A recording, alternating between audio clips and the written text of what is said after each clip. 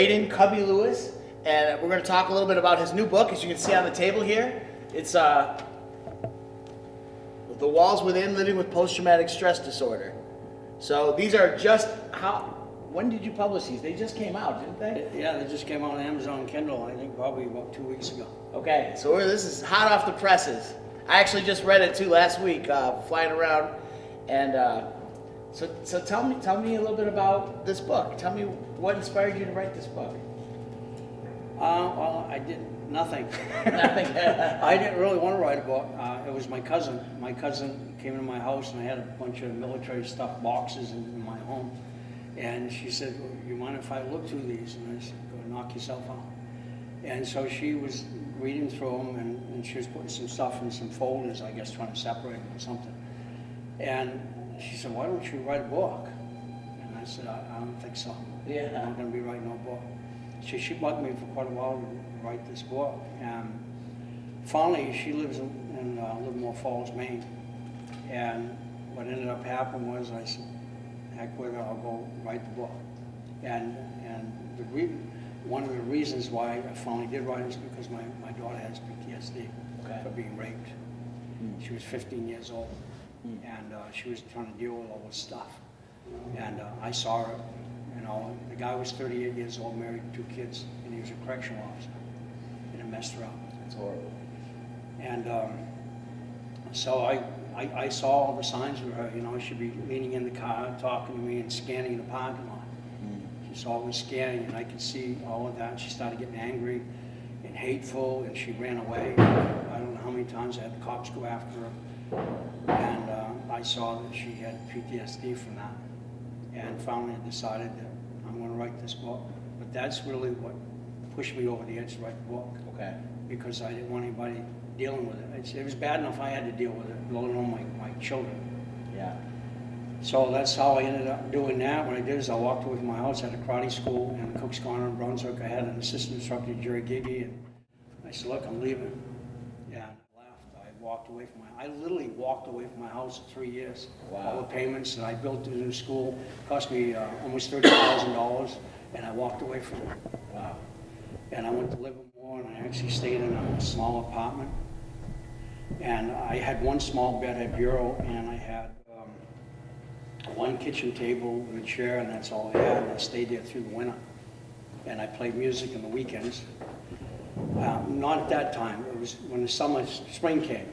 And I took my camper, and I went to Winnehackau campground, and I stayed up there. And there wasn't very many campers there. It was kind of weird because I saw these big trees, and I don't know Maine at all, which is next to Livermore Falls. Okay. I didn't know where I was. And so I went in there, and I went between these 2 trees, and went in there, and I said, where the heck am I? And they said, that's where you're at. Yeah. It was Winnehackau campground. Oh, really? Yeah, really. Yeah, I was joking. I said, no, really, I want to know where in the heck I said, this is where you're at. Showed me that's the name of it. So hilarious. I stayed there all summer long, and I just played music on the weekends, but it was a really lonely. My kids were not around at that time. My daughter ended up moving there later on. She had her baby there. Okay. And the first one came. But it was kind of lonely. And Yeah. the only contacts that I really had at that time was Ed Sines. Ed Sines, of course, been with Mr. Norris for many, many years. He was the executive director of Kickstart Kids, which is Chuck Norris's organization. He called me every day, and it was a blessing. That is awesome. And I knew, I put it on a little tape, and I knew that I was going to be going through. The reason I walked away because I knew I was going to go through all kinds of stuff and be living all of this. Because all that stuff was in boxes for a reason. Yeah. And the only time I really had it out was when I went through the hearing in the Veterans Administration. Okay. Or speeches of shit. Yeah. Yeah. Go ahead, Chuck. This is your time. So what would you go ahead. Tell me about the Veterans Administration. What was your dealings with them? Let's start back in the beginning. Like, okay, tell me about your time in service. Actually, what did you do? What did you do in the military? Everything. I always put it on. I know it was in the book. I've never read my own book. I read 2 chapters and that's it. Because everything that David, David Grant, who wrote it, he does Chicken Soup and Soul. He just asked me questions and I'd answer them. But I did a lot of stuff in the military. We were in a task force unit, and the 82nd Airborne Division. The first 508 was attached to the 82nd at that time, 3rd Brigade, and wherever stuff happened in the world, we went, and within 18 hours, we had boots on the ground, and we were ready to fight. Wow. So we went on deployments everywhere. The weird thing was, is when I went in the 82nd, after jump school, normally AIT, Advanced Individual Training, is 8 weeks long. It was 5 for us, because there was a lot of MOS, 11 Bravos, 11 hotels, which is grunts. They were losing them in Vietnam, and they didn't have a heck of a lot. We had, our company strength was really low. Okay. So it ended up being 5 weeks instead of 8. And we went to replacement, we were in replacement back in the unit, 508, back in replacement, and they switched us around so many times I couldn't keep up with it. And so after my AIT, they threw me in another AIT. I still have the certificates. Nobody goes to 2 AITs, Advanced Individual Training. It doesn't happen. In my case, it did. There was about 6 of us that went in a replacement back in the Ripple, we called it. And I said, this is not right. I don't know what the hell's going on. And so anyway, I ended up tow systems. I ended up on the tow systems, World War II barracks. Okay. And they wouldn't tell us where we were going. And the reason they didn't tell us we were going was because it was top secret. It was classified. It was a classified top secret weapon at that time, the tow system. And but we had it, and there was already another unit that left Vietnam in May of 1972 that had left, and not too many people knew. I didn't know anything about that until I went into it. What is a tow system? So our viewers can understand what that is. It's an anti-tank weapon. Okay. Yeah. It's a two-bomb optically tracked wire-guided missile. It Okay. kills tanks or anything else in its way. It's good for about 3,000 meters. Wow. It was very sophisticated back then. We had them on Jeep mounts, and we had them on tripods. Okay. At that time. Because at that time, the only thing they had was a law. Okay. You know, you've probably seen laws. Yep. Like those short ones, you pull them out. And about the only thing they do to tanks is take a track out, or something like that. Good for bunkers and stuff like that, but not good for tanks. So the tow was even bigger than that. It would devastate the tank. Okay. Yeah, it would devastate it.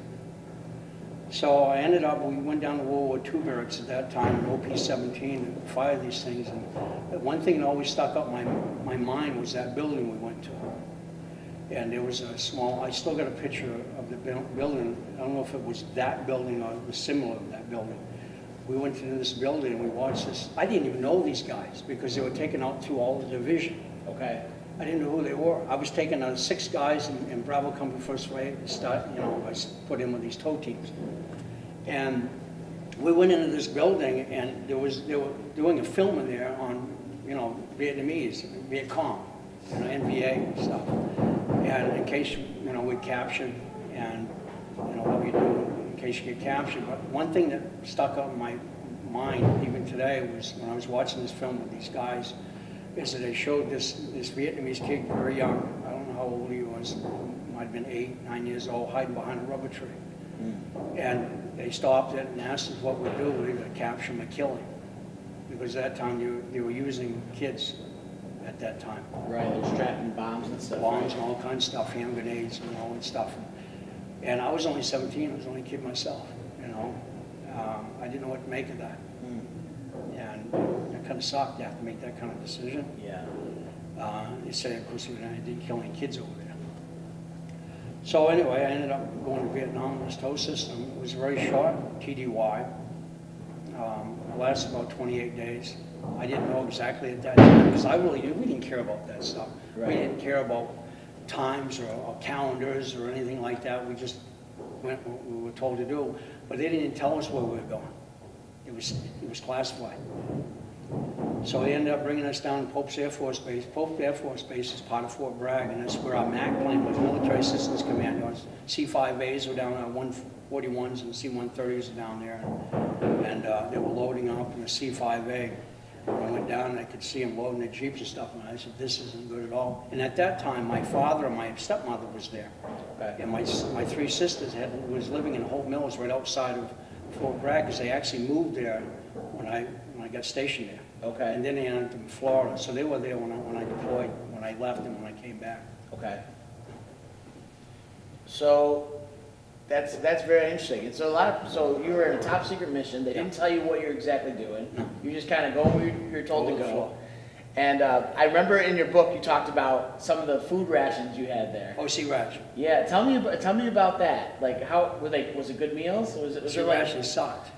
They actually had maggots. A lot of people, you know, I know that there's guys out there that will know, relate to this, that our sea rations were all World War II stuff, and we actually had maggots in them. You know, especially the spaghetti, which was in pound cake. There was really pound, you could use it as a hammer. But we actually had maggots. We'd have to take the maggots, you know, because we had a little, you know, can opener, P3 can opener. And you could see the maggots in it, and you just take them off, and you're so hungry you eat them anyway. Oh my gosh. Yeah, we didn't have hot food very often. They tried to get it into us a few times, but it didn't work. Wow. So we ate sea rats. And I didn't smoke at that time. They had like, I think 4 cigarettes and you know, 1 sea rats. And I traded from John Wayne candy bars. They were real big candy bars. Okay. And I had a lot of John Wayne candy bars. It was about this thick. Oh wow. That's what we call them, John Wayne candy bars. But we always were trading around. That was one good thing about grunts, you know. You were a grunt. We was always trading everything. You know, Yeah. here you go, you take that and I'll take this. You know. It's like I'll tell you, pawn shop. today's military wouldn't even, I don't know what would happen. They wouldn't handle those kind of conditions with No, our maggots on their conditions were food. terrible. Wow. We were actually abused at that time. You know, going in boot camp was very abusive. It's not like it is now. Back then it was abusive. What'd they do? What are some of the differences that from now to then they would do? Well, they abused you. They could do that back then. They They could could hit beat you? on you, they could hit you, they'd call you names, and back you in the corner and scream, yell at you, and push you in the corner. Yeah, the concentration camps really sucked. Hmm. We went through a concentration camp, and it lasted a couple of days. And I can remember this concentration. I didn't want to go back there. Yeah. I really didn't want to go back there. And you had to go up over an embankment.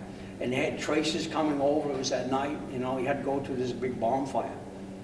And I had 2 guys with me, and they got caught. We were going through this area of Fort Ord, California. I don't know what it was. There was a lot of grass there and stuff like that. And they got caught. I didn't get caught. But a simulator went off. These things go up, and I don't remember the name of them. They blow up and they light up the air with a parachute, and they come down to light up the whole area. Okay. Well, this one came right directly at my head, but I didn't know what it was. And Wow. I went down, and of course it blew up my eardrums. I still got holes in my eardrums today. Oh Every my time I go to gosh. the doctor, you know you got holes in your eardrum? Yeah, I know I got holes in my eardrums. But yeah, it blew up my ears. That really sucked. I didn't like that at all, you know, bleeding, water running down from them. But we just kept on trucking. Yeah. But yeah, boot camp was a lot different then than it is now. What about the martial arts? Tell me, you talk a lot in your book about, you mentioned it earlier too, about Chuck Norris and the martial arts. Tell me a little bit about your martial arts. Always said that everything that Mr. Norris does in his film, we did in real life because we did. Yeah, you know, I don't know if I ever told him that. I probably didn't. But the martial arts part of it, well, I started martial arts when I was 9 years old because I was running the streets.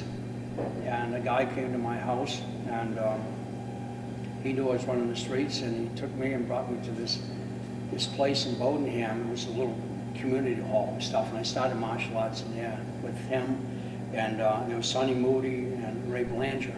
Ray Belanger was teaching at the rec department, we called it. Okay. So they got together, and finally Sonny, he went off to be a detective or something like that, and I ended up with Ray, but he was killed in 1966. And it's the only way that I was always on the streets. I ran the streets a lot. So he was kind of my mentor and a father, because my father left when I was 8 years old. Okay. You know, he was an alcoholic, he left, we didn't see much of it at all. And my mother wasn't doing that well at that time. And so I was on the streets quite a bit. Yeah. But he was killed when I was 12 years old, and after that it was all downhill. I ended up on the streets when I was 14 years old. My stepdad and my mom left to Florida. They were going to go out of the country, and my sister and I slept in laundromats and stuff on Cushing Street in Brunswick, Maine. Wow.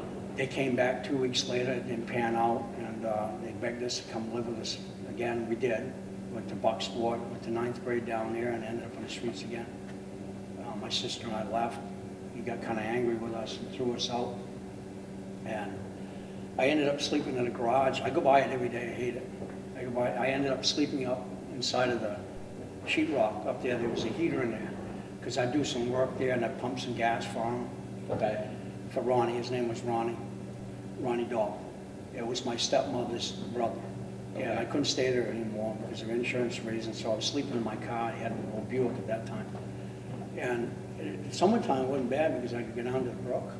There was a brook out back, and I'd get down there, and I could wash up down the brook. Where the building was, down back, there was a brook that ran across, and I'd get down and we'd go fishing down there. So I could go down there, but when the winter time came, I had sores all over my legs from not bathing. Wow. And that kind of sucked. And I ended up in a bad car accident. Matter of fact, I go by it every time I come to this building, I have to go by where I got in an accident. So it's pretty close to here, huh? Yeah, right on this main drag. Tell me about Richard Nixon. What did you guys do with him? you mentioned this before, and you mentioned it in your book to me a little bit. That happened after I got back from Vietnam. January, we had trouble with war protesters, and we did a lot of technical stuff with war, riot control stuff. And because there was a lot of war protesters at that time. And I really didn't have any dealings at that time with the public too much. It was said when I got back, there wasn't far between when I came back from, when I rotated back to, back to the United States to inauguration, which was in January. I got back late September 30th. Okay. So there wasn't much time there to have any dealings with the public. Yeah, that's what. That's And well, we had some dealings with the public there. Wow. They hated our guts.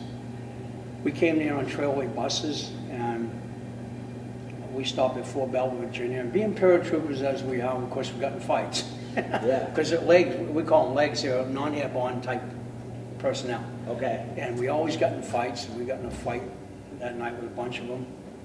And we went through some riot control there. But we ended up in Washington, and like I said, two-way trailway buses. We came in the bottom of the White House. We slept in the tunnels, and the tunnels at that time didn't have any heat. It was 0 degrees in there. It was cold as crap. Wow.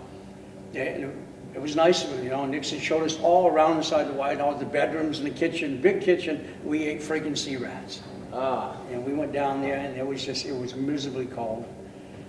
And we went out, and we formed a common unit.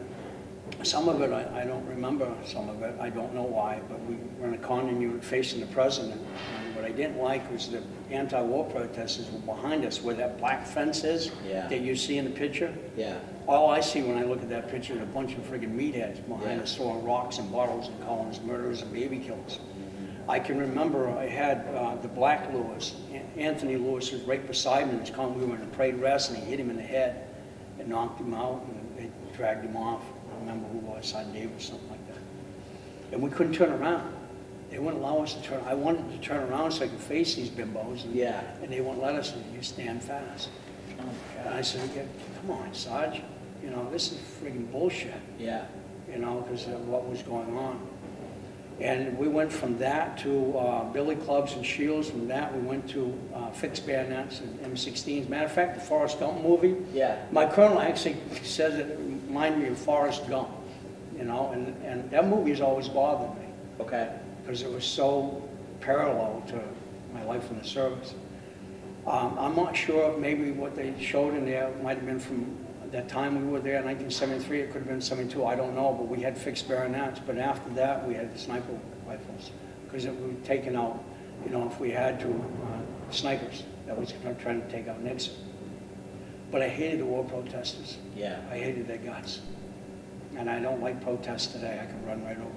Yeah, well, here you are protecting their freedom, fighting for their freedom to come back, and they're throwing stuff at you, and they're hurting you guys. Calling us names and everything. And I remember an incident before we got to Washington, right after we left Pennsylvania, we went to a Howard Johnson's.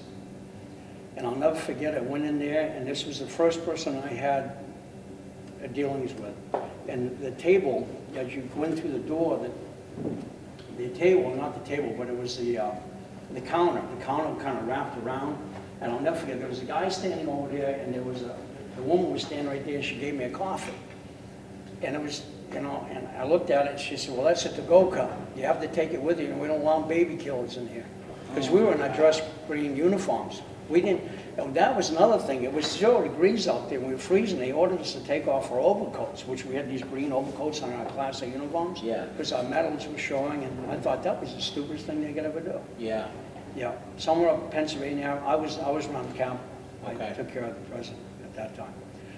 And what didn't make it in this book, as you can Google it now, it was classified as that we were called, before I had left that unit, we were called to go back to Washington, D.C., and that was July of 1974. We were on high state alert. We were on alert a lot. We had DFR 1, 2, 3s, deployments like Middle East, get into that later. But we were ordered to actually go back and take Nixon out because of the Watergate scandal. You can Google it now. Wow. You can find it if you type in 82nd Airborne 1974 Nixon, you'll find it on a Google search. That was just recently, Just recently, yeah, I think about 7 or 8 months ago that I know of. It was Wow. just let out, maybe further than that, but it's somewhere around there. Yeah, that's something nobody's ever thought was even possible, to take out a president. Well, at all costs. What happened? What was he doing that was at the time? The Watergate scandal, he wasn't in his right mind. You know, Okay. he was drunk in the office, he was talking about dropping bombs, nuclear bombs on everybody. Wow. And so they wanted him out of the office. So we were supposed to surround the White House. And, but then he was going to use the Marines, our own people, against us. And they were going to use, because that didn't happen. Thank God it didn't. I don't know what happened, but he was going to call in martial law at that time. Wow. And so you try to tell people that, and they say, you're out of your friggin' mind. They told me, VA told me I was out of a comic book. They did. Until everything started coming, except for this last one with Nixon, this one just came out. Yeah. I'd like to see their faces now. Tell me about the VA. What was your VA experience? sucked. The VA. Tell me why. Well, at that time, I didn't know much about PTSD. I was diagnosed with adjustment disorder when I came out. This is like 1976, because I still got the paperwork. That's why I'm pretty. You go over the dates, plus you probably had to know some dates I had for to this know too. this because when I wrote this, I wanted it to be fact. Yeah. You know, as a matter of fact, I fired 3 people that wrote my book because they fabricated a couple of stories in there. And I said, you're not doing that to my book, you're done. Because I didn't want that. I wanted the truth. You know, PTSD is funny. You know, there's some things you can't remember, and it's kind of hard to remember a lot of that stuff, but I had documents that I had because of the hearing that I had to go through. And so the VA was tough. It was tough then. They didn't know much about PTSD. When I finally got diagnosed, I think it was right around 1983, I was diagnosed with PTSD. That was how many? That was over 10 years you'd been out of the military. I've been out of the military, well, about 9 years, Okay. 8 years I was out of there. I didn't know what it was at all. And they told me, they said, you know, they wanted me to come in. I wouldn't talk to nobody. I didn't want to, I was all over the place. I moved everywhere. I lived on the side of the road. I went all kinds of places. I got drunk all the time. And somebody brought me into the VA. I don't remember who it was. They finally brought me in because I was really a mess. And I just remember they said, we got to talk to you. And I remember being in this small room, and the picture fell off the wall behind me, and I dove on the floor. You know, at that time I had a lot of hypervigilance, which I didn't even know what that word meant. And she started asking me questions. I tried to answer the best way I could. Some of them I wouldn't answer. When it came to what I did in the military, I didn't want to talk to her about it. Yeah. But she said, you got post-traumatic stress disorder. And I said, what is that, something to eat? You know, I didn't know what that was. So they encouraged my mother at that time that I really needed some help at that time because I had a lot of anger issues, and I was getting drunk a lot, and I was getting in trouble a lot. So I finally went into the PTSD. First I went into the alcohol ward, and that was mixed. It was PTSD ward, which was upstairs, and then I had the alcohol ward, and they kind of mixed us together. And then I went to the PTSD ward after that. I went through 17 rehab programs, alcohol. They used drugs in there too for alcoholism. But the PTSD ward was quite different. At that time, I was in the 2nd Corps group, and I had some friends with me in there that I knew from Brunswick. One was Mickey Ober. And it was hard because they really didn't know how to do anything with us because we wouldn't talk to them. I remember sitting in a group, it was like horseshoe shape, when talking to this bimbo doctor, we didn't want to talk to him, you know, because he didn't have a freaking clue. Right. We had Diana in there, I don't know if it's good to use names, but Diana and Dick were in there, they were head of the PTSD group.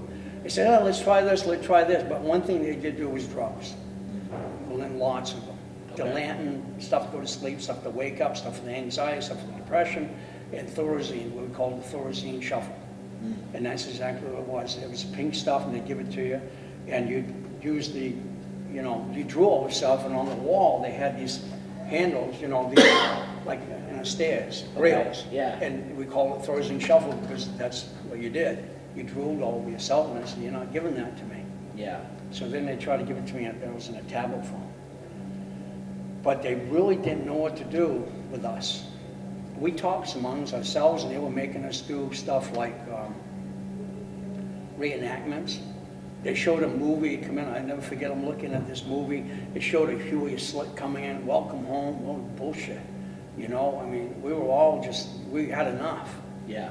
And it was causing a lot of problems. We had Ed Shree, who I call Fruit Loop. We had some nicknames, you know. And he looked like a Roman knight.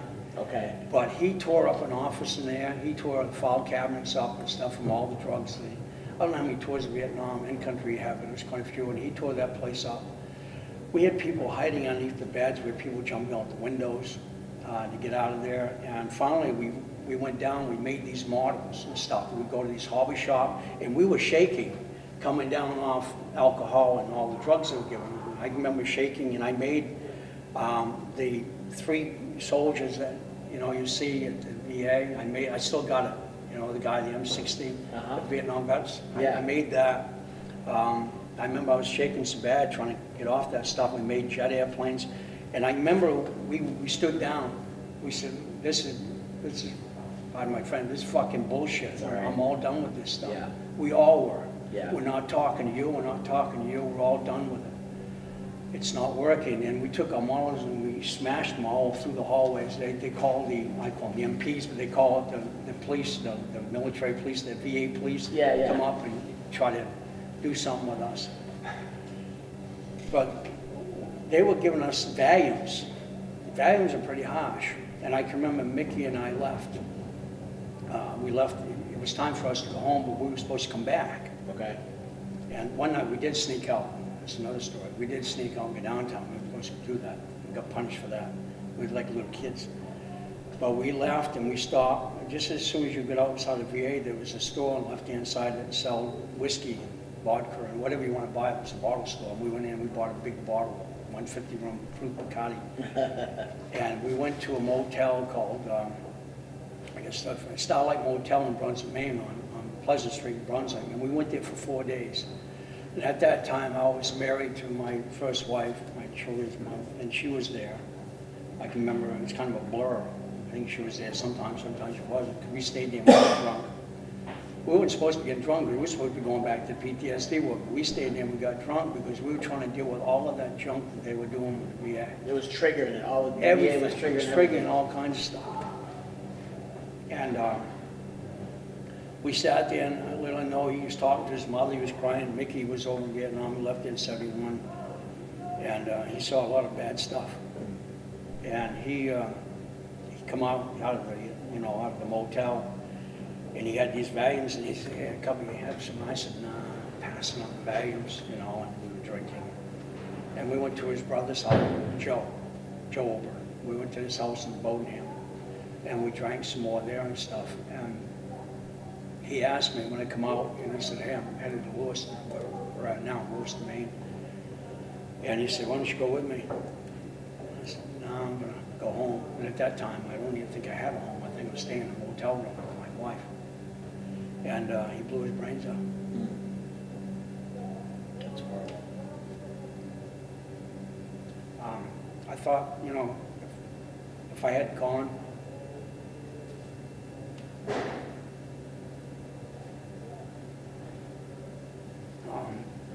And so this book is for them, right? For your friends that didn't get help. That was hard. Because there were so many suicides in the unit. 3 of my friends committed suicide in front. John. The suicide thing really sucks. John there was a apartment off Post down on Rag Boulevard.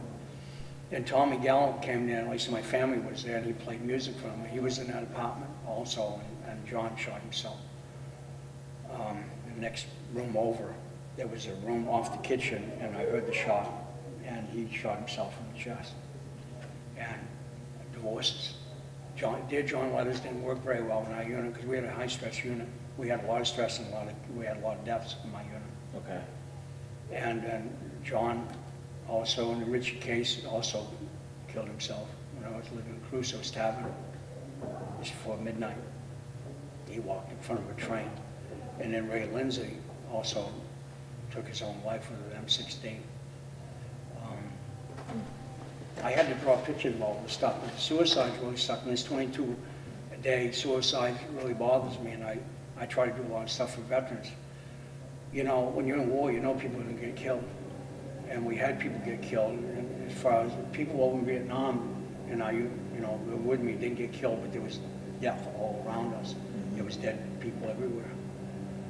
But we had training deaths, many of them, but the suicides really sucked. Yeah. I didn't like that. So the 22-a-day suicides, most of them are Vietnam veterans. And, you know, it has to stop. So the time I got out, I always did stuff for veterans and stuff, and I just seen too many of them. It kind of devastates your life. It was bad enough trying to put up with all the other stuff. I said our unit was a very high-stress unit.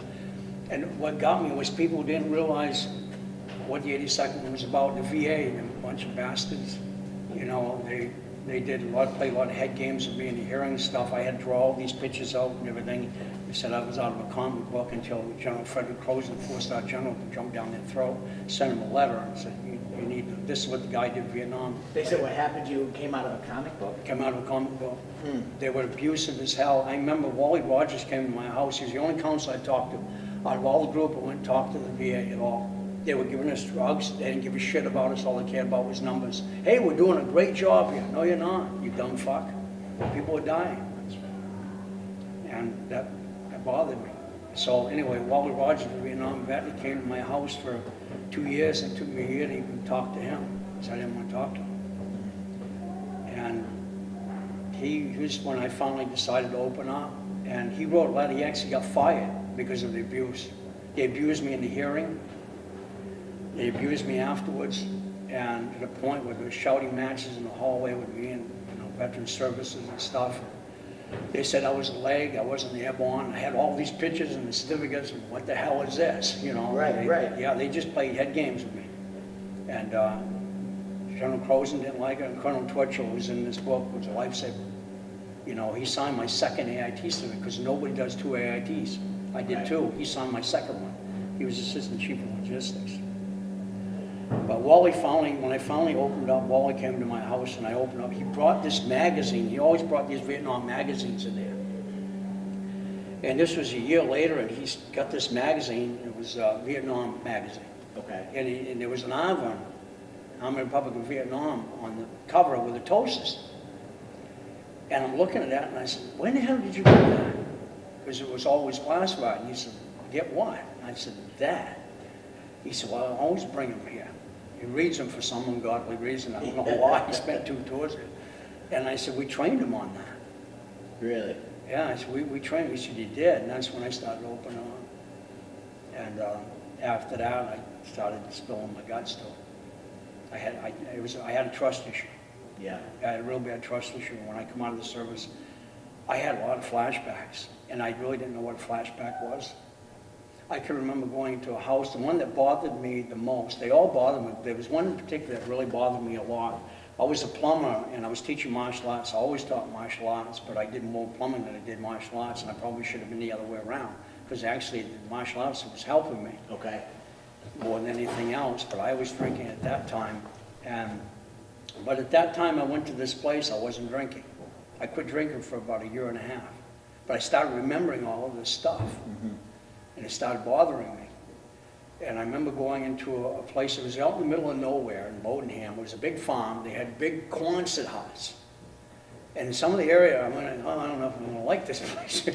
And they brought in some Haitians and stuff that were in these little places that we were plumbing up. And I had a flashback. And I ended up, you know, I was inside this person's house, and all my tools were out there and had help with me, and I was in this house and I was talking to the SBA. The SBA just gave me $25,000 on the phone. I still remember that conversation. And there was a woman and there were two of her kids, but I didn't know she had kids because they were upstairs. Right. I didn't know because they wrote a letter that she had kids. But I had a flashback and I totaled the place. Wow. I totaled it. My ankle was a mess from that steel table, because she actually wrote to the VA. I saw a letter of what happened, and they said that I would was walking around with a wicked basket. And, and she, and I don't even remember that. The only thing I remember is I was back outside in these small little huts. And I was taking my Sawzall, one of the Sawzalls. Yep. And I was putting it in my case thinking it was an M16. And I was putting it in there, and I looked up and I said, what? The contractor, Larry, and the owner, he said, you need to get your stuff. He said, they're taking you to the VA. I don't know what happened, what? I don't understand. And I know my ankle I was hurting like a son, but they finally told me what I did. I trashed that place. And I had no recollection of it all. I don't remember if that was my first flashback. I had a bunch of them. And I didn't know. So what do you think can help people that are dealing with PTSD? What do you recommend they do to get help? Well, you're always going to live with it. It doesn't go away. There's no cure. There's no magic pill or anything. The VA always, what I hated about the VA, they thought pills, medication. I don't take nothing. And the reason, I'll tell you why before we get there. The reason I got off of it, I'm going to tell you why. This involves you. Oh, does it? Okay. Yes, it involves you. Okay. I was always on, if you read it in my book, I know it was that when I saw Chuck Norris, and I ended up on this medication for anxiety because I have a lot of anxiety. Anxiety disorders is part of PTSD and depression, and it goes along with it. But I was taking this oxapam or Srex, something like that, and I got tired of taking it because you have seizures when you get off of it. You can have seizures. Oh, wow. You have to wean yourself off of it. I hated going somewhere, and of course when I got down to Texas, they lost my luggage, and I didn't have any for 2 days, but they went to the VA with me all day long. But what ended up happening is I was always involved with, I've always, despite what happened to me, I've always loved the military. I always loved the 82nd. I loved the camaraderie of the men. I missed that. And because, if something was wrong, you didn't have to say anything about it. They knew. They know what's going on. They know. They were Right. your brothers that you were having a hard time, but you didn't have to sit there and explain it to them. So I ended up getting a whole year because you were teaching in New York, and I knew that you were a student in MMAs. And I always liked real stuff. Right. I don't like fake. I'm not that type of person. I come up with a great unit, and anything we did was legit, and I came from really good blood, I call it, from good people. Yeah. So I ended up going to New York, but then you told me, you said, look, MMA's looking for security teams. Remember that? Yeah. They're looking for security. We're going to, I don't know if I can say this on camera, but we're supposed to be going to Africa. Right. Right? Right. So I can't remember how the conversation came up, but I wanted to be part of that security team with the MMA. And so I ended up, I said, look, I can't go over there taking this friggin' stuff. So I got off of it. And I got off of it because of that reason, because I knew that I was going to be with you at that time when we went over to Africa, part of that security team. And I got off of it. I weaned myself off of it, and I've never been on it since. That's and great. How long ago was that? Like 3 years ago? It was, yeah. Something like that? Yeah. But that's how I got off of it.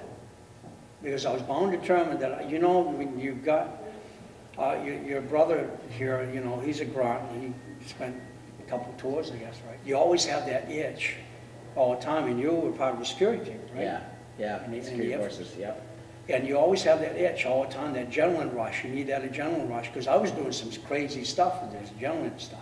Right. Always had to walk right on the edge, and I spent most of my, I still do, I'm always on that edge. Mm-hmm. And I always missed that, so I really wanted to be part of that security team. And so I got off of it. I wanted to get, that 30 years of taking that stuff, and that's what got me off of it, was going over there with security team with you and MMA. That'd be awesome. I'm serious, that's what got me on, because I wanted... This is the first time I'm hearing this, too. That's yeah, great. I'm sure it was. But it really did happen. I need to be part of that. Part of something that meant something. I think that's a huge thing, too. Being part of something. That's what martial arts for me, too. It's like, I want to be part of something. Like, my brother and I had similar family problems growing up, and for me, being in the martial arts is being a part of something that there's a mission. There's a mission. That's it. There's a mission. And I think when people get out of the military, my brother and I have talked a lot about this, it's like, you feel like I'm not a part of anything anymore. No. And I Worst think, thing that could ever happen to us. yeah, As warriors, yeah, that's the biggest thing. And we need to be part of something, and that was, and I actually got off those, and the dog said, how in the hell did you do that? And one person I trusted at VA was that one doctor. And I said, let me tell you a story. So it was a part of getting back to your question. As far as PTSD, one thing I remember Wally Rogers, getting back to Wally Rogers, he said, Cubby, what the hell are you doing? He said, according to this, you've been in martial arts most of your life. And, and you did a lot of military stuff. Because I did, in my martial arts, I was teaching Shotokan, but the guys who taught me were from Special Forces Group. On my Facebook is a guy named Vic Provencio. okay, He was in 5th, 6th Special Forces, did 5 tours in Vietnam. I went through PSYOPs operations with him at Fort Bragg. PSYOPs, you know what PSYOPs is? Psychological warfare. Okay. You know what that is. And so he trained me, and so there was another guy, McDonald, who was training me. He was also did a number of tours in Vietnam. So these guys trained us. And there was always that, even though it was traditional, there was that little bad boy in me. Right. I just kind of went over, going over to the left a little bit. So what the hell are you doing? Yeah. And I don't mind mentioning this. I was with Master Funakoshi's organization at the time, and I love that guy. Kyle and stuff was on my Facebook, but there was always something missing all the time. And, it was very strict, traditional farm stuff. yeah, But that's the way it was, and I'm not knocking them, but there was always that military part of me that would just kind of veer off, doing step on, bam, bam, and then I'd end up doing, combative stuff. Right. Because in my unit, we were a combative technical unit. So I always kind of crossed that line, and finally that's how I ended up with, my instructor was killed, another one. Savatasi was in my unit. We were roommates, and I miss him. We did a lot of stuff together, and he was from the Samoan Islands. Even though he was traditional, he wasn't. He was very unorthodox. And we trained a lot, and everywhere we went, whether it was in the jungle, we went in the snow, we trained in all kinds of places. He didn't train me like, farms and stuff. And, but the school that we finally, he sent me, I felt like, you remember that David Carradine? It was like that, seriously. He told me, he said, okay, look, he said, I want you to go in these different schools through Fayetteville. We called it Fayetteville, North Carolina, because there was a lot of killings there. But he said, I want you to go in these schools, and I want you to, tell me what you think. I go, okay, sure. So I went into this one place. This is the second school. It was on a hill, I'll never forget it, and they were teaching Taekwondo stuff. And I said, where is everybody? And they said, the wife said, they're downstairs. I'd go through this curtain, and I went in this big room, and they're sitting around in a big circle with a bowl of water. I said, what do you got to do? It's meditation. Seriously. And they're passing a joint over. I just kind of passed it over, I didn't need to get high in there. And so they went out there, and they float like a butterfly, those guys. I told Savatasi, his name was Talotomo Pili Savatasi. wow, And he trained he had bamboo marks. He fought for real over there, He had some bamboo marks on his shoulder from getting cut with bamboo. I said, we don't want to go in there. We don't want to go in. So we ended up with the Fayetteville School of Karate down in Fayetteville, outside of Fort Bragg, which was Vic Provencio and Sensei McDonald. And I said they were from the Special Forces Group. They were no nonsense. They did not do any BS stuff. And I went in there and I said, this is the place for us. And he ended up teaching in there. And, and they wanted to watch him on the floor. And he was a fighter. And he had them big, massive legs like Samoan. She was Samoan. yeah, So he said, I'll teach in here, but you let my student come in for free. So I didn't have to pay. oh, that's great. But we ended up going back to Fort Bragg with the school because we had civilians in there, and they just had that itch, and I could see that. We actually went back to Fort Bragg, and they were teaching at Fort Bragg, which I went back to in 1976 or 77. I ended up, the Army Chief of Staff had a martial arts team, and some of them on Facebook. Okay. I ended up going back there after I got out of the military. I went back there to take care of that itch all the time. I call it itch. So, but getting back to as far as me dealing with PTSD, well, he said, what the hell are you doing? And, he said, you've always been a part of the military. You've always been, you need to go back doing this, because I wasn't. And that was my downfall. It wasn't drugs. It was military stuff. And even though a lot of, if you look around here, it's very military. Military will trigger PTSD, it will trigger some stuff. And I was very well aware of that because a lot of stuff does trigger my PTSD. Okay.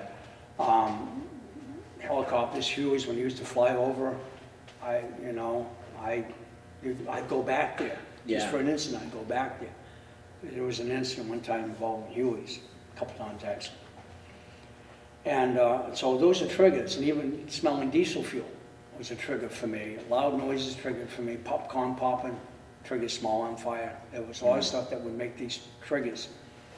But there was one thing about Krav Maga is great stuff. And I've always did combative stuff, but the thing is, I would never put a label on it because I wasn't certified, because I Right. wasn't that type of person. That's when I came to see you. Yeah. Even though I still did a lot of combative stuff, I said, well, I'm going to be certified, but I'm not, even though I was teaching some stuff. So it actually, like MMA, for, soldiers out there and stuff, the best thing you do is stay active. And that's what I had to do. I listened to Wally Rogers and I said, you got a point there. I was making a lot of money in the plumbing business, but at the same time, I was sabotaging myself because I was getting drunk all the time. I wouldn't even come home. I'd stay driving around all night long. I drove, at that time, I was with a girl from Cheryl, and I know she's in the book, and I drive around all night. I didn't know what the hell was wrong with me. And because I wasn't training anymore. And you need that adrenaline rush. Krav Maga is great for that because, Yeah. it's real. Yeah. The best you can do is, be punching ears, it's real stuff.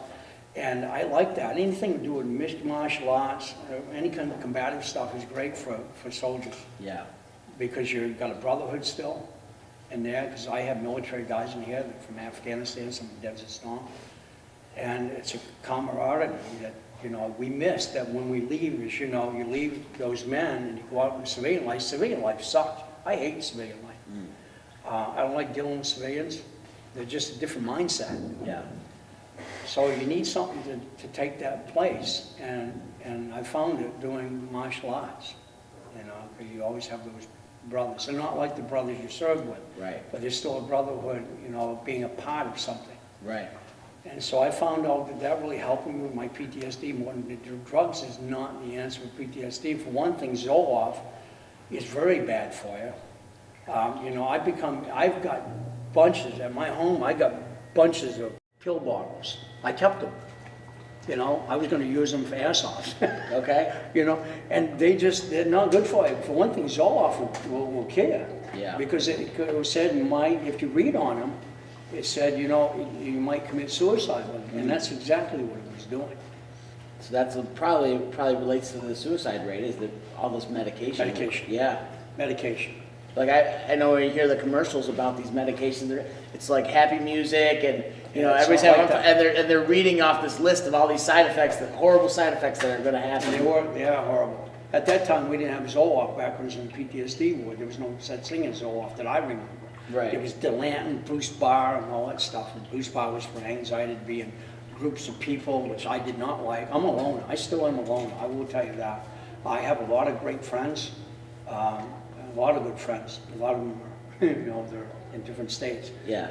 But I live down by the ocean in a place there's only 10 people down there. And I like it that way. Yeah. Because I deal with a lot of people all the time, but I still am alone and I still have triggers and stuff.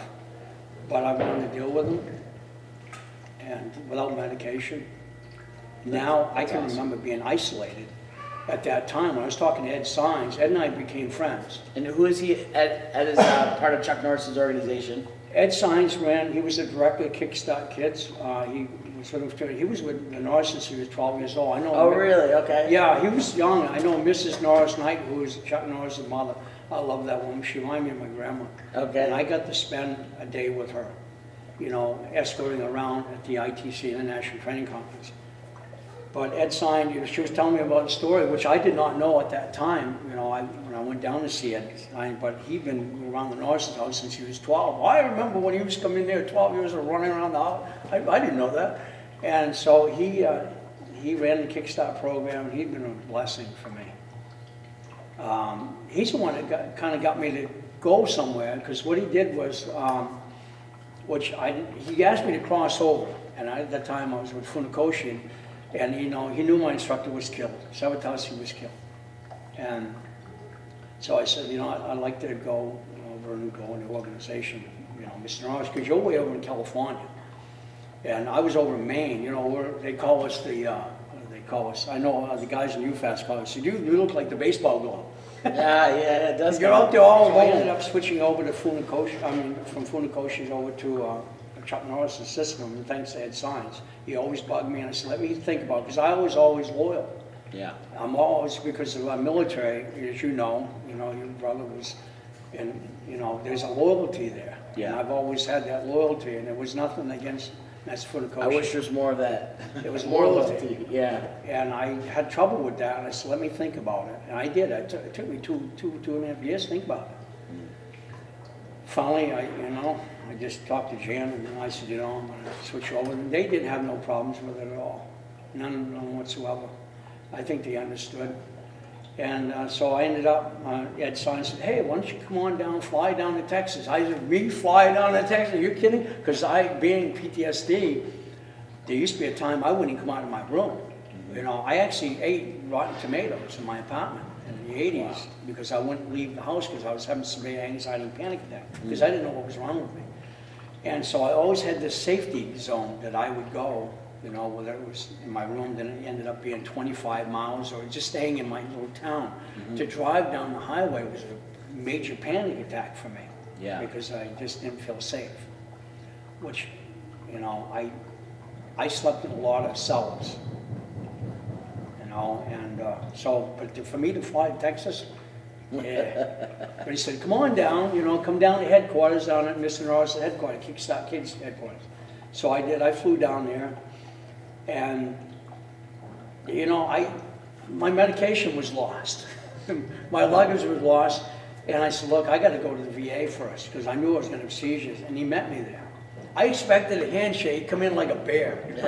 And he hugged me and stayed in the VA with me all day long. All day long he stayed with me. Wow. And then he ended up, my daughter was with me, and ended up bringing us down to headquarters down there, and all we did was martial arts in his office. That's all we did. We showed him some blocks, He's a very strong man.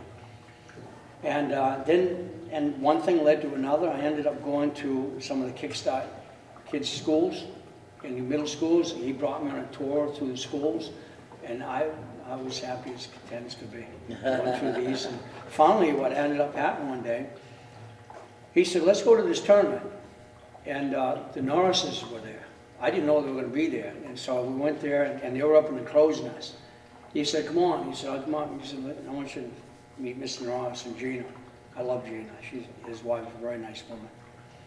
And I went up and I met him, my daughter and I met him. It's weird because you're a big veteran and everything else, and I was nervous as hell.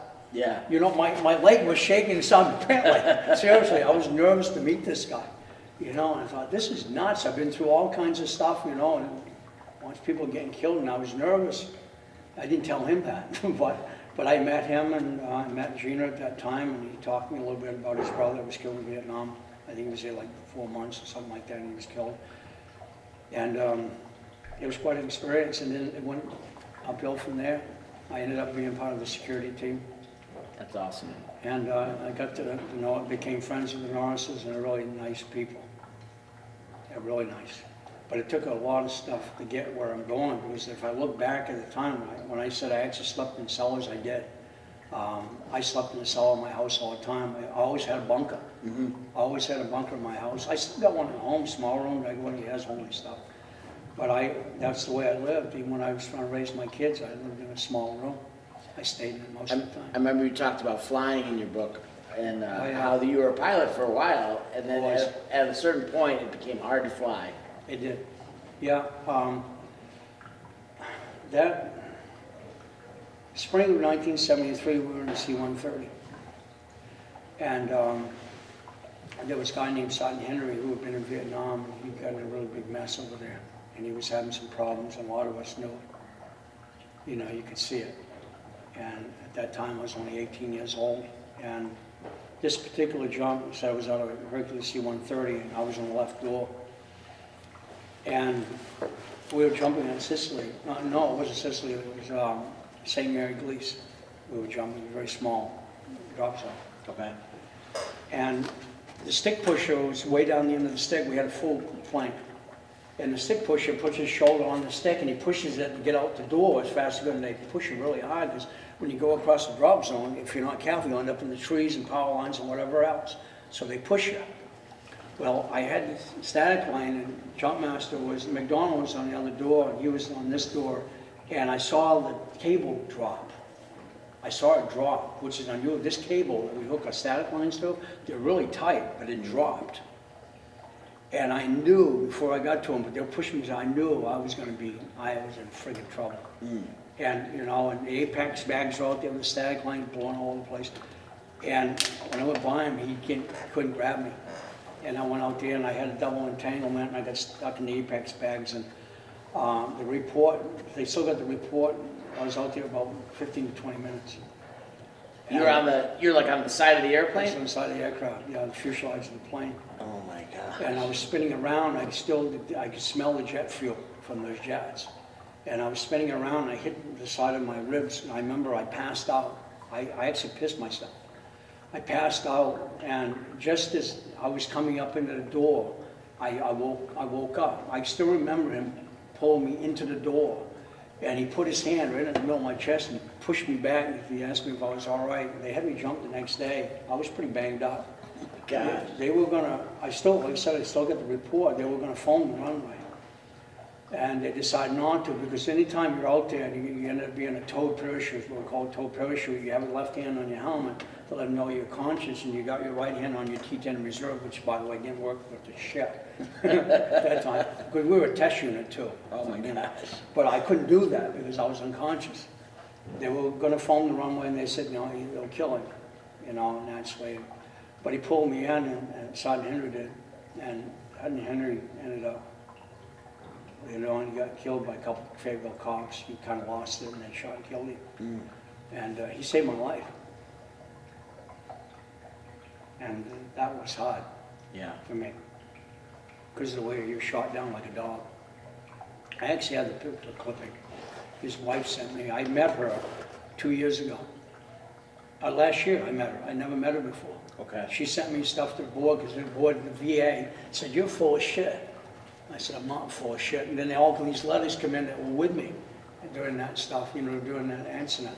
But getting back to flying planes, I flew planes, and then all of a sudden I started having these problems.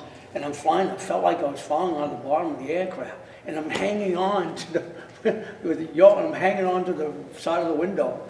It felt like I was falling out of the aircraft, and I had to land, because up there you can't just pull and say, hey. Right, well, you're the pilot. You know, and same thing. And then I started feeling, even going down in a car, I couldn't figure this out. Even driving on a car highway, I'd have to push over away from the door going down the highway, because I felt like I was falling out the door. And I still couldn't make heads or tails of that. It didn't dawn on me at the time.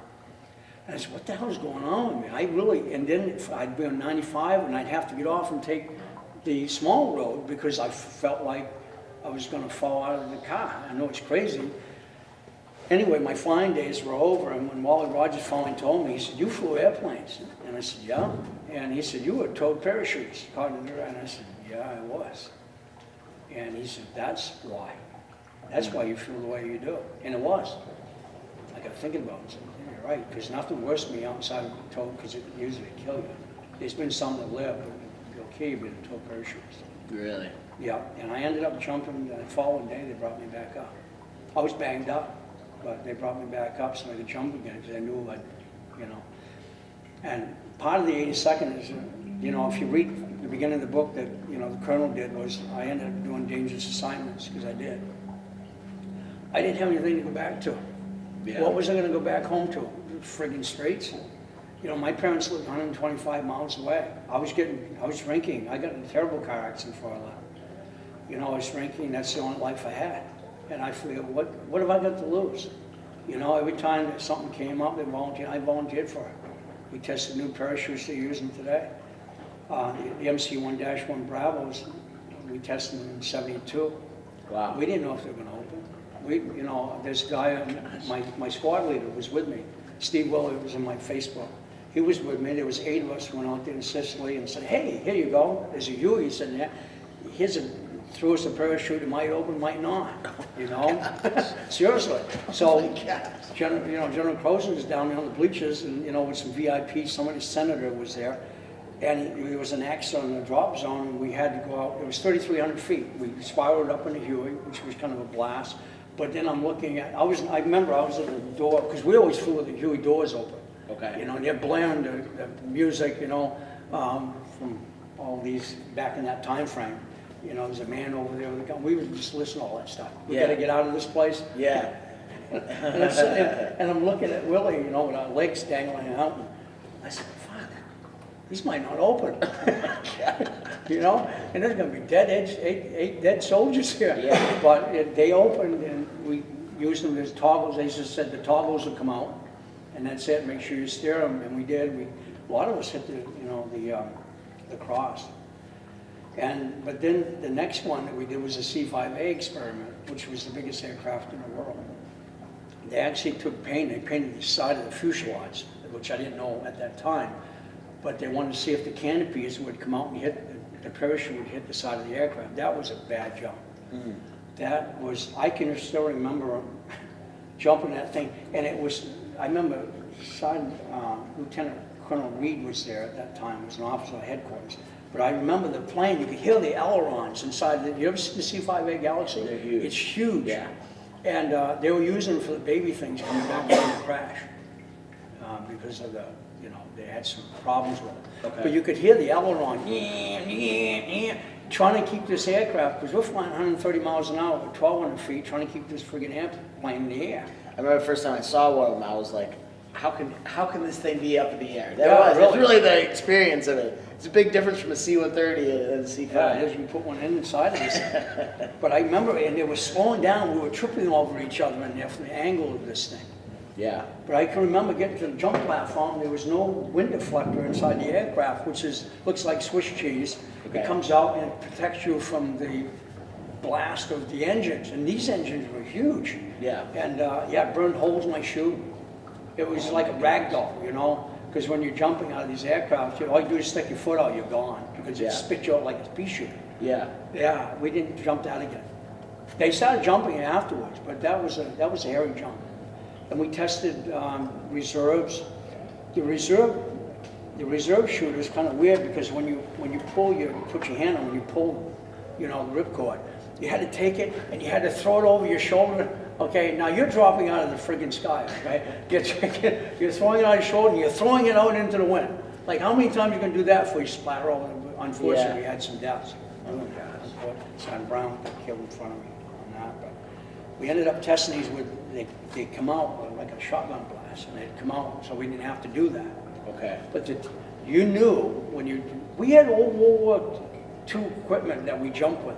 I still got a harness and look at it like, man, I had to jump that shit, because it was old. Yeah.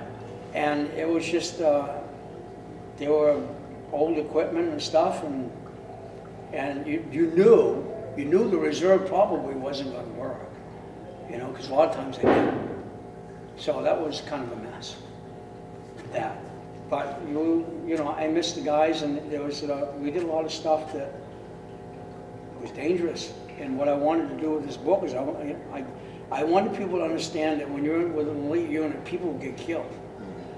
And I wanted them to learn to respect soldiers that are coming out of these elite units, because people got killed, and they do. Special Forces Group, the Rangers and SEALs, these people get killed even in training exercises, and we had a lot of them. You don't have to be in war to get killed. And the VA made a big deal, and I could have smacked them in the head, and I wanted to. Death is death. It doesn't matter if the man dies in front of you in combat, he dies in front of you. Death is death, and it's traumatic. Yeah. And we had a lot of, the VA downplayed this, and I didn't like it. They said, well, big deal in the 82nd. And people died in that unit. We're in that patch. A lot of people died. Yeah. And that really bothered me. And I needed, the people, the public to understand that, these people, not just fighting wars, they have PTSD, there's training accidents, and there's a lot of them. And there's still a lot of it going on today. In the 82nd, I was there, a person was killed, a girl. Wow. They had a burial for her. She was killed. She was a towed parachutist. It snapped her neck, killed her. They had a burial for a couple of years ago. Mm. And it sucked. So, you know, I was hoping maybe people would understand that I need people to respect the military, on all the military, not just Legion, all. I don't like people being mistreating veterans. I didn't ship before. I don't care if they're in the Air Force, the Navy. These people take time away from their families. Yeah. You know, to protect their, you know, they live in these little cocoons, you know, in the safety of their homes, and they haven't got a freaking clue what the hell's going on. But these people leave their homes and they're away from their families and stuff to, you know, serve this country, and they come back. We get treated like shit. You know, Go ahead. I was going to say, talk about that for a little bit. We're coming back, and you had told me. it was awful. It was terrible. I didn't know where I belonged. I had an identity crisis. You know, I opened up a martial arts school. I was getting in trouble all the time. I didn't know why.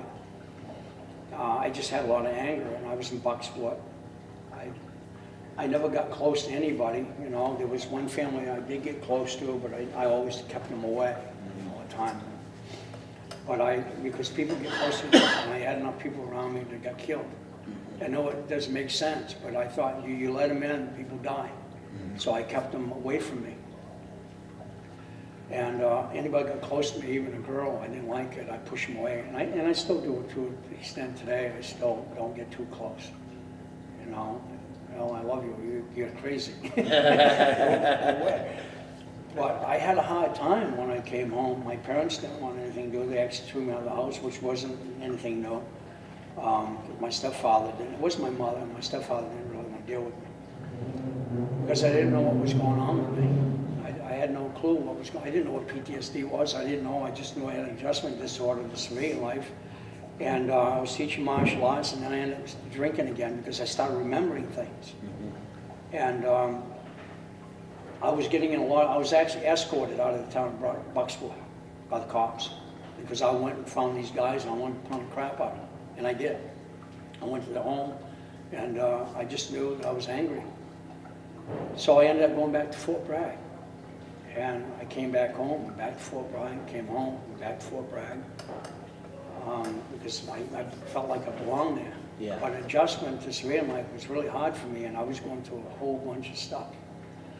With drinking and sleeping outside, and I was having a lot of problems with civilian life and life in general. I would get to the point of suicide. I didn't have any purpose. I didn't know what the hell was I going to do. I couldn't hold a job. I went through job after job after job. I remember I worked at the mill, St. Regis paper mill, and I remember there's no friggin' way I'm going to tell them I'm a Vietnam veteran because they hated our guts anyway. So I lied in the application. I said I wasn't in the military until they read my Social Security, and I found out that I was in the military, but they kept me anyway. But I couldn't handle being behind doors in the mill, punching a clock. I couldn't handle it. And so I got done. I was teaching martial arts, and I was digging clans because I'd go out there, nobody was bothering me. But I went through a lot of women. And you know, I'm not proud of that, but I went through a lot of women because I didn't realize at the time, but gratification, instant gratification, and sexual stuff was part of our PTSD, and I didn't realize it. You know, you just do what you have to do, and you leave them, and I never let anybody get close to me except this one particular woman, and her name was Becky. She's in this book. Becky was young. I don't know why. I spent a lot of time with her. She was about the only one I really got close to. But her family, which they didn't know at the time, was the only family I had at that time, but they didn't know it. They know it now, because I told them. But they were the only ones that, you know, I went to tournaments with them and stuff, and I got kind of close to them at a distance. Close. I didn't let them get too close to me. And, but that one particular girl was the one that I fell in love with, and still to today. And her husband knows it. You know, he's a pastor.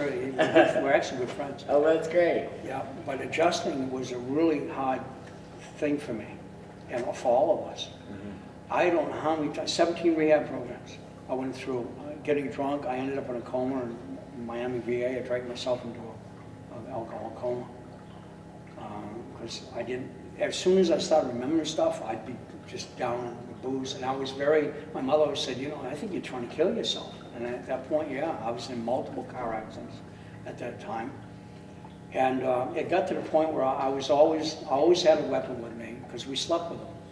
But it got to the point where I got away from the weapons, the rifles and stuff, because I was afraid I might use one on them. I got to that point. I was getting suicidal. Because I didn't know where I belonged.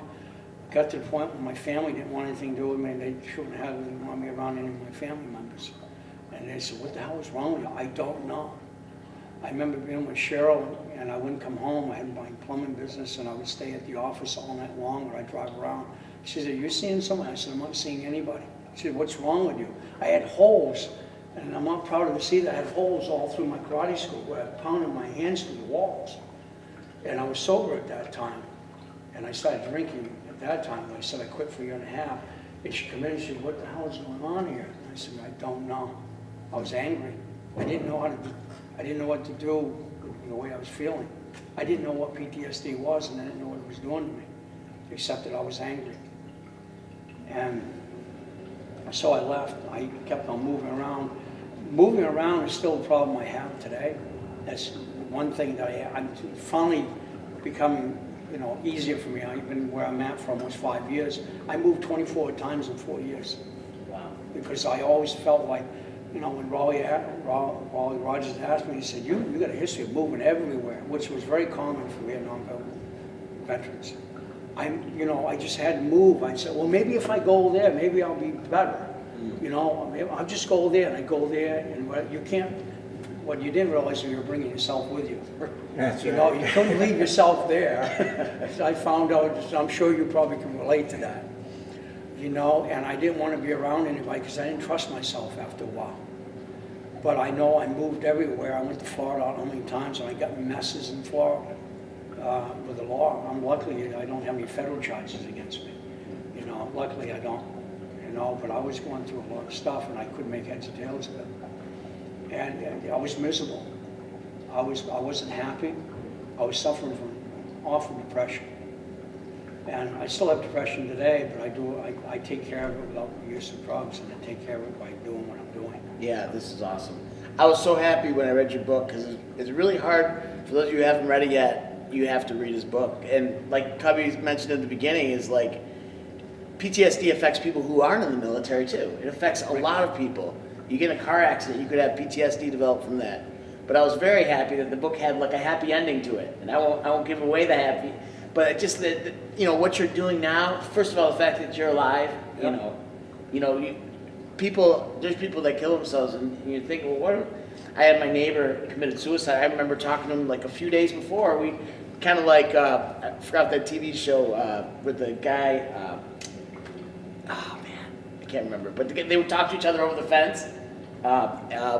Tim the Tool Man, was that I can't even remember the name of the show. But anyways, this guy Home Improvement. Yeah, Home Improvement. There it is. And I was having a bonfire. We were talking. It seemed like everything was fine. And then the next day, I'm called to take his van from his. He got a divorce, and he drove his van to the property of their old home and killed himself. And I had to bring the vehicle home, and it was like, oh my gosh, we just talked. We were just talking to each other. And people don't understand that, if they just listen and pay attention to people around them, maybe they can say something nice or just be an ear for somebody, and sometimes you can't stop it. There's nothing you can do, and There was no nice for us. We had to take care of ourselves. yeah. And that was hard because you actually had to fix yourself. And we didn't really know how to do that because all of this stuff was so scrambled up in our heads, and a lot of divorces going on at the time because you lose your identity. And you did. I lost myself. And, I was in between that line of civilian life and military life. And it was always over on the military side because I was a young man. I was just a teenager. Yeah. And, and we were trained to kill, period, and I don't want to fantasize anything like that but the truth was we were trained killers, and that's what we were trained to do. Right. We were trained to kill, period. How do you go from all of that and go back and say, hey, see you later, have a nice day, your ETSD's up, here you go, you're right back. You think you can go back and start all over again? When I got back from high school, I got out of high school, I only got a 9th grade education. But I had all these kids that I was involved with all through grade school to go back there and think you could take over from where you left off. That doesn't happen. Because you go back there, and I never been so alone in my life in my own hometown as I was. I felt like I don't belong here.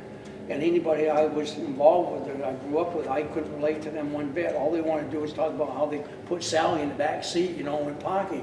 I couldn't relate to anything like that. Right. Because all I saw was destruction and death. And that's all I saw. You know, I loved my unit, but the fact remains that, you know, people die. And then when you go back, you can't relate to nothing at all. And I can remember my brain being so jumbled up and so mixed with the military and the civilian life that I don't belong here anymore. I don't want to be here. Yeah. And it got to the point where I was suicidal and I didn't want to be there anymore. I didn't have a girlfriend other to a lot of women, and I didn't have nobody. It was just me. And I had to battle this myself because the VA sure now didn't know how to do it. You can take drugs and you can mask it, but it isn't helping it. Right. PTSD ward, I went back to it finally, I think, again, with a friend of mine, and they dealt with everyday life. They're trying to improve what they're doing. You can get in there.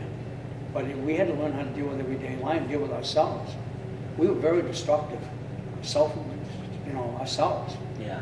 And so the PTSD, so we decided don't go away, but at least you can learn how to cope with it and handle it. Back then, I didn't know how to handle it because we really didn't know what was going on with us. All we knew, we were pissed off. Right. And angry. What do you do with all that anger?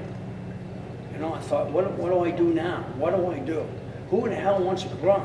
What did you do? I killed people. Who wants to deal with that? Nobody wants to deal with that kind of mentality. But what do you know? You don't know anything else. I was only a teenager. You know, I got ripped out of society. I went in the military. My mother signed me in because I was getting drunk and I got in a bad car accident. I was out living on the streets. You know, and when in the end you're just trained to do what you do, and you come back in and you think, okay, now what do I do? You can't hold a job because your mind is so messed up. Yeah. And it's hard to describe. It just, the only thing, the best way to do is you lose your identity. You don't know who you are anymore. And I sure now didn't know who I was. And I went through a whole bunch of stuff because I had to try to heal myself.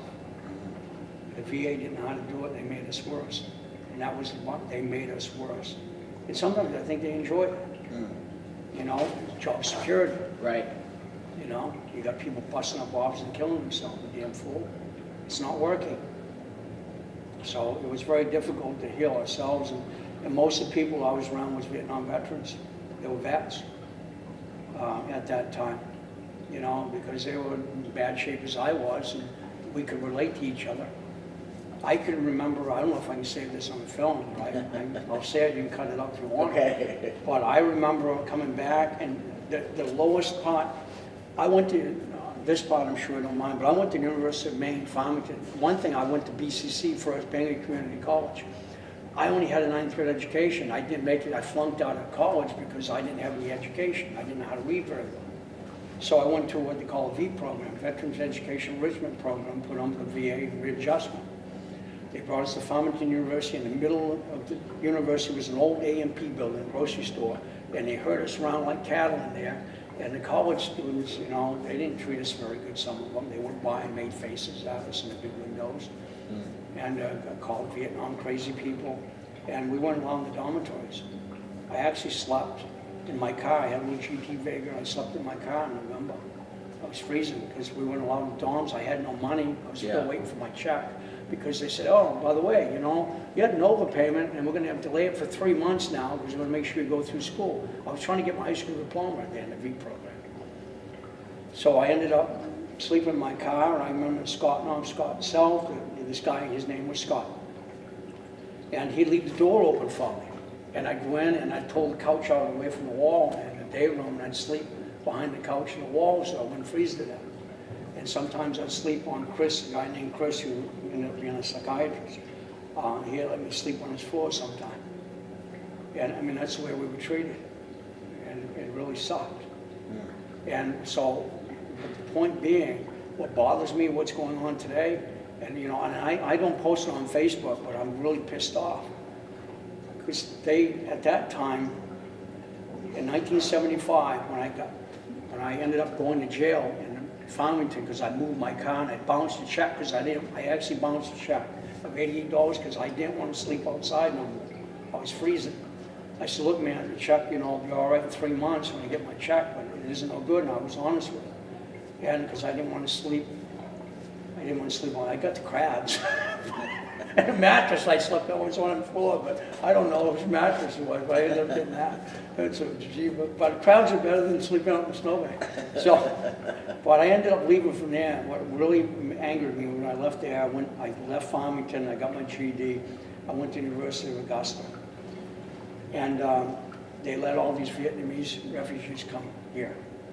Some of them were bad, they were we called number 10, they were bad, you know, some of them were probably not Vietnamese, because they were bad, because they were killing people, some of them.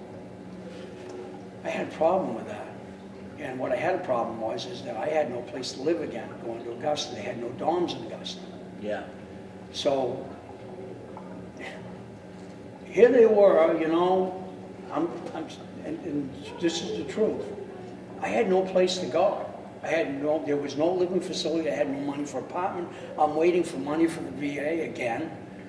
And here you had all these Vietnamese lined up down in Augusta Armory, which is the state capitol, with brand new friggin' cars. Trans Am's, Camaro, I'm not exact, like 12 or 13 of them.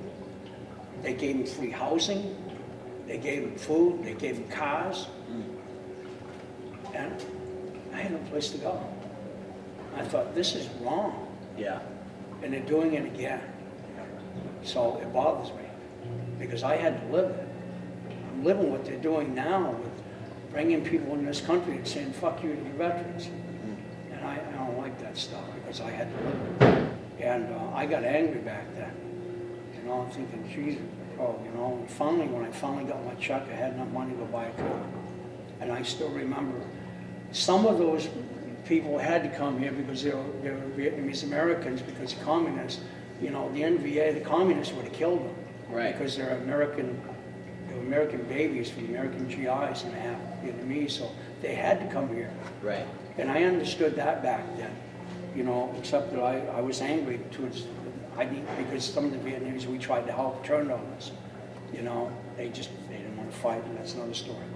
But anyway, I was angry, and I still remember we were sitting there, the guys that hung around, we were in a bar down at the Capitol, you know, there's a Rotary, and there's a restaurant there, around the Capitol restaurant, something like that.